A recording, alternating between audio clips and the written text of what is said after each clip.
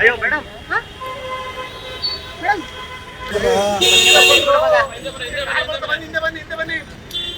ಹೋಗ್ಲಿ ಹೊರಗಡೆ ಹೋಗ್ಲಿ ಒಂಚೂರ ಕಡೆ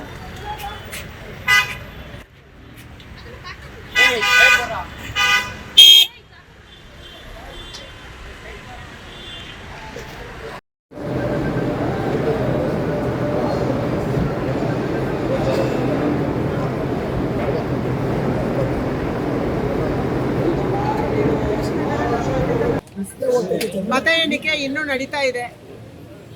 ಕರ್ನಾಟಕ ರಾಜ್ಯದ ಎಲ್ಲ ಕ್ಷೇತ್ರಗಳ ಮತ ಎಣಿಕೆ ಕೂಡ ಮುಗಿದಿದೆ. ದೇಶದಲ್ಲಿ ಹಲವಾರು ಕಡೆ ಮತ ಎಣಿಕೆ ನಡೀತಾ ಇದೆ. ಇನ್ನೂ ಯಾವುದು ಫೈನಲ್ ರಿಸಲ್ಟ್ ಬಂದಿಲ್ಲ. ನನ್ನ ಕ್ಷೇತ್ರ ಬೆಂಗಳೂರು ಉತ್ತರದ ಫೈನಲ್ ರಿಸಲ್ಟ್ ಕೂಡ ಇನ್ನೂ ಬಂದಿಲ್ಲ. ಇನ್ನೂ ಸುಮಾರು 50,000 ಮತಗಳ ಕೌಂಟಿಂಗ್ ಬಾಕಿ ಇದೆ. ಅದಕ್ಕಾಗಿ ಕೊನೆಯ ಕ್ಷಣದ ಮತ ಎಣಿಕೆ ಸಂದರ್ಭದಲ್ಲಿ ನಾನು ಬಂದಿದ್ದೀನಿ.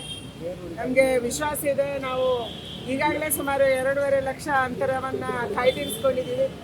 ಇನ್ನೂ ಸ್ವಲ್ಪ ಹೆಚ್ಚಿನ ಅಂತರ ಕೌಂಟಿಂಗ್ ಏನು ನಡೆಯುತ್ತೆ, ಅದರಲ್ಲೂ ಬರುತ್ತೆ ಅನ್ನುವಂಥ ವಿಶ್ವಾಸ ಇದೆ. ಮೇಡಮ್, ಸಂಪೂರ್ಣ ಮೆಜಾರಿಟಿ ಇಲ್ಲ ಈ ಬಾರಿ ಅನ್ನುವಂಥದ್ದು, ಜೊತೆಯಲ್ಲಿ ಬಿಜೆಪಿಗೂ ಕೂಡ ಸ್ಥಾನಗಳು ಲಭಿಸಿದೆ. ಸೊ ಹೀಗಾಗಿ ಇದು ಎಲ್ಲ ಒಂದು ಕಡೆ INDA ಒಕ್ಕೂಟ ಮತ್ತು NDA ಒಕ್ಕೂಟ ಎರಡೂಗಳು ಕೂಡ ಯಾರು ಇಂಡಿಪೆಂಡೆನ್ಸ್ ಅಥವಾ ನಿತೀಶ್ ಕುಮಾರ್ ಆಗಿರ್ಬೋದು ಈ ರೀತಿ ಕರ್ಕೊಂಬರ ಇವತ್ತು INDA ಎಷ್ಟು ಗೆದ್ದಿದ್ದಾರೆ ಅದು ನಮ್ಮ ಕಣ್ಮುಂದೆ ಇದೆ.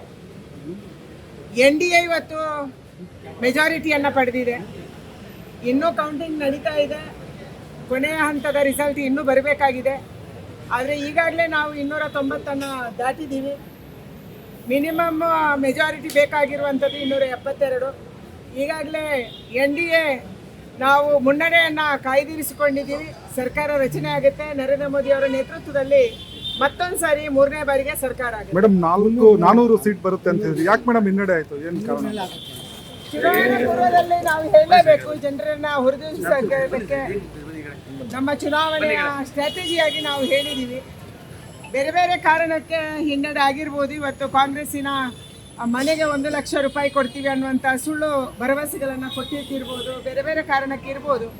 ಆದರೆ ಭಾರತೀಯ ಜನತಾ ಪಾರ್ಟಿಯ ನೇತೃತ್ವದಲ್ಲಿ NDA ಸರ್ಕಾರ ರಚನೆ ಆಗುತ್ತೆ. ಎರಡೂ ಜಾಗದಲ್ಲಿ 2 ರಾಜ್ಯಗಳಲ್ಲಿ ನಮ್ಮ ಸರ್ಕಾರ ಬಂದಿದೆ. ಮೊದಲ ಬಾರಿಗೆ ನಮಗೆ ಬಹಳ ಖುಷಿಯಾಗಿದೆ. ಆಂಧ್ರ ಪ್ರದೇಶ ಮತ್ತು ಒಡಿಸ್ಸಾದಲ್ಲಿ ಭಾರತೀಯ ಜನತಾ ಪಾರ್ಟಿ ಬಹಳ ದೊಡ್ಡ ಅಂತರದಲ್ಲಿ ಗೆದ್ದು ಸರ್ಕಾರವನ್ನು ರಚನೆ ಮಾಡ್ತಾ ಇದೆ. ಕೇಂದ್ರ ಸರ್ಕಾರ ಮತ್ತು 2 ರಾಜ್ಯಗಳ ಒಂದು ಸರ್ಕಾರ ಅದು ಭಾರತೀಯ ಜನತಾ ಪಾರ್ಟಿದು. ಅದಕ್ಕೆ ಆನಂದ ಆಗಿದೆ. ಮೇಡಮ್, ಮೋದಿ ಮತ್ತೆ ಪ್ರಧಾನಿ ಆಗ್ತಾರಾ?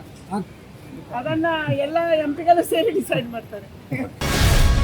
ಗ್ಯಾರಂಟಿ ನ್ಯೂಸ್, ಸುದ್ದಿ ಖಚಿತ, ನ್ಯಾಯ ನಿಶ್ಚಿತ.